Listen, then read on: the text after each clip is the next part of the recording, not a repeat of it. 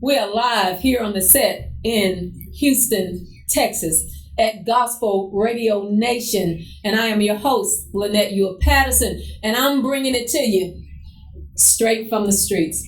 My brother's keeper, man up, you matter. And I have another heavy hitter here that's on the platform with me today. I have Elias Champ Dunn. Welcome to the platform, Champ. Thank you. So how's your day been today? Not too bad. I woke up. So Yeah, we thank God. You're looking at me and I'm looking at you. That's a good thing, right? There you go. Yeah. Well, we met, maybe about 2 weeks ago? Yes. Yeah, just from a text message. I was telling my brother I have a 15-year-old son, and he's into the basketball. That boy eat and sleeps basketball. That's a good thing. That's a good thing? That's a good thing. Okay. I told him, all this money you got me spending, you better make some money. There you go. It's an investment. Okay. So I'll look at it that way. I'll look at it that way. And so then I was talking to Curtis. What did y'all call him in the Navy? E. Okay. He kind of think he can hoop a little bit. We had our battles. Oh, okay. I said, well, now, what I know from him is, when we go home, we have a family reunion, we play basketball. He only gets me on his team to take the ball out. Now, I could be wide open. He won't even throw me the ball. I call him ball hog. Did he do that too? Sometimes. Okay. Well, I tell you what. Go ahead and introduce yourself. Let our listeners know what's going on in the life of a champ. Well, like you said, I go by Champ, usually Coach Champ. That's what my kids call me. I call them my kids because once they come under my wing, that's just what I do. I adopt them as they're mine. Mm-hmm. So, that's pretty much 24/7. I'm there available for them, whether it's late at night, whether it's early in the morning, whether they're having school problems, parental problems. Doesn't matter. That's what I'm there for. Okay. So, do you have a certain age group that you work with, or? I've worked from probably 6-year-olds all the way up to 23-year-olds. So it doesn't really matter. There's no age limit on it. Mm-hmm. Okay. And how long have you been doing this? I've been in the field of basketball for probably 20-some years. Okay, so coaching and different aspects of that. And I take it you probably played. I played a little bit in high school, a little bit of military ball. Okay. So now, with your training camp, because what I find out is and I just have to say it, in our communities, our kids, they focus more on sports than the greater part, getting that education. Right. And then what I've come across some great stars, and they just were determined to make it to the NBA. But for whatever reason, a injury or they didn't pass school, and then there it is. It's like their dream has been shattered. Outside of giving them the fundamentals on the court, I'm pretty sure that you're instilling in them some other important aspects. Absolutely. When I get the kids, they automatically know we have certain things that we will tolerate, that we won't tolerate.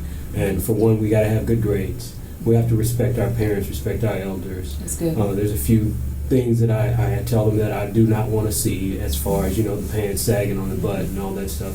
I don't need you in here like that. So I try to make sure that they know it's all about respect first. We have, like I said, we have to have good grades. There's no need me or your parents investing all this time and money into you, and then you can't even utilize it. You can't get into the school that you're able to play basketball for the school, but you can't get in there because you can't get admitted with your grades. So that's really a really important part. I tell them to use the basketball and use the training as a bridge to get to where you want to go. That's good. And so how often do you hold your camp? I do basketball training probably 6 days a week. Okay. And it's not really a camp, it's on a case-by-case basis. So when they want to come in, we'll schedule a session and we'll get that taken care of. Sometimes I do camps. I also have an AAU organization, which is really big out here in Texas. Yeah, so I have that plus my training. Yeah, okay. So we do pretty good. Okay, and so if there's a mother, father listening, and they have that son, or even that, do you work with girls as well? Girls and boys. Girls and girls. Okay, so if you don't mind sharing that information, with them, the phone number where they can contact you. I will, no problem. The phone number that I can be reached at is 757-619 617-433-4333. Again, I go by Coach Champ. You can call me, text me. I also have a website you can go to, and that's www.d1, the letter D, the number 1, trainingacademy.com. That's my personal training website. For AAU, if you're interested, if your kid is interested in summer basketball or spring basketball or anything like that, we have a club called SWAG Elite. That's SWAG, elitebasketball.com. And you can go to that, and we can take care of you. Okay, good. And then I think you were sharing with me earlier that you have a son. I do have a son. Okay. He's 23. It's a never-ending battle trying to get him out of that college and get him into the world of being a man. But that's where a lot of my experience comes from. So being this platform that we have, we're trying to reach those who may seem as if they've lost all hope, and I'm pretty sure on a day-to-day basis you can see the plight that we as a race of people are dealing with with our males. So what advice could you give that mother or even that father to help them with trying to steer their son from that environment that just draws them out there to nothing? The first thing I would like to tell the parents is, for one, be active in your kid's life. I know you're busy, I know you have work, I know you have school, I know you have all that stuff, but you need to be active in your kids' life. Know what they're doing, know what they like. Don't always be quick to say, no, you can't do this, or no, I don't want you wearing that. I mean, yes, we have to let our kids experience certain things. I used to tell my wife sometimes, hey, we got to let him sit down and fall down and bump his head. That's how he's going to learn things. So you're there to catch him, you're there to pick him up, but we always want to stay positive with our kids. That's the main thing, I think. And not just make them alienated. If you're open with them, then they'll feel like they can talk to you about anything, and that's the major thing, is the communication. Okay, now, were you born here in Houston? I was born here in Houston, yeah. Okay, what area? Southwest. Oh, okay, and then what high school did you attend? I went to Clements High School. Okay. Class of '89. It's telling my age, but I'm living. So well, you're wearing well. Look. At the end of the day, you like you say, it's good that nobody's standing over us. And I believe that every day that God allows us to wake up is an opportunity.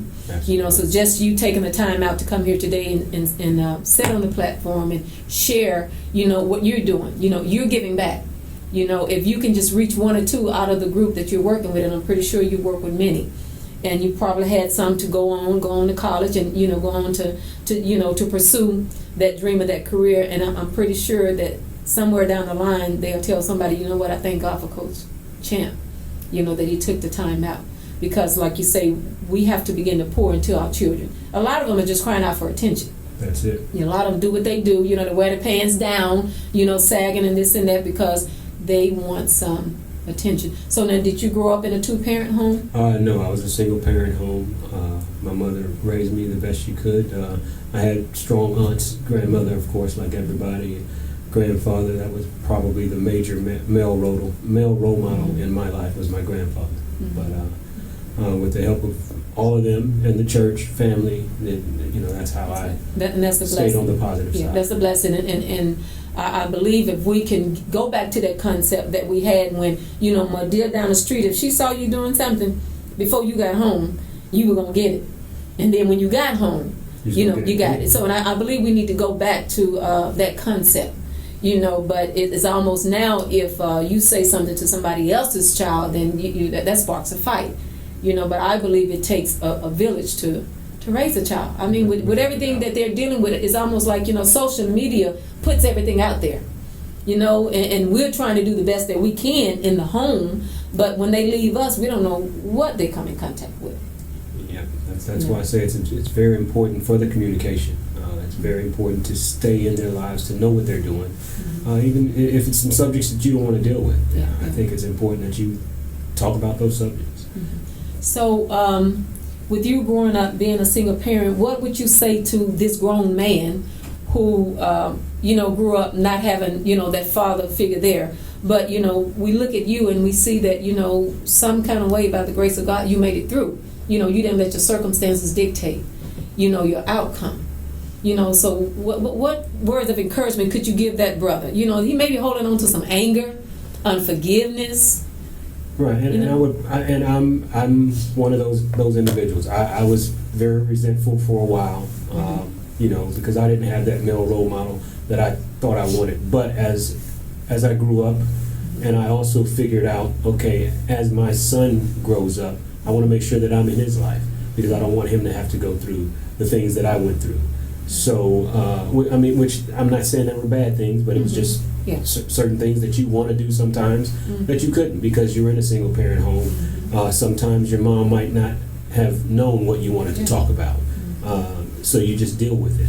But we as individuals have to stop making excuses all the time. Is my thing. It's one of the things I preach to my son all the time. Every time something goes wrong, it's not somebody else's fault. There's always a common denominator when something goes wrong with you, and that's usually you. So that's the first thing that you have to fix. Once you correct yourself, then everything else, it gets better. That's good. Because we did an interview for the show out in Las Vegas, and we found grown men in their 40s and 50s, telling the story that, they didn't meet their father until they were, 40 or 50, and I believe that, like you said, that plays a part, not having that male figure there.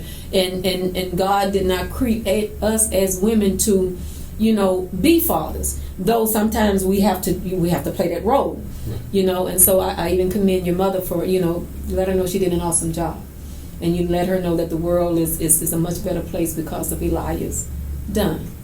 So again, we want to thank you for coming on the show and sharing your testimony. And again, if you don't mind, if you look into that camera and give your contact information for the training that you're doing. All right. If you want to contact me, the best way to do that is to call me or text me at 757-619-4333. Or you can go to the website and look at www.d1trainingacademy.com. Okay, there you have it. If you got that little baller, shot caller, have him contact Champ, and he will train them. He will skill them, and you never know. You got a star on your hand. So let Champ help you out. And we're here live in Houston, Texas, at Gospel Radio Nation, and we are presenting the platform for my brother's keeper, Man Up You Matter. So it's a male call. We're calling all males. We want you to come from the north, south, east, and west. And we got something for you. We want you to be encouraged. We want you to be enlightened. And we want to equip you on the game called life. And if you need a tool, my book, My Brother's Keeper, Man Up You Matter, it's on sale, $15. You can purchase. This is more than just a book. It's an investment. And I guarantee you, when you finish reading this book, you will be a better man. So we're going to pause for the cause, and we'll be right back.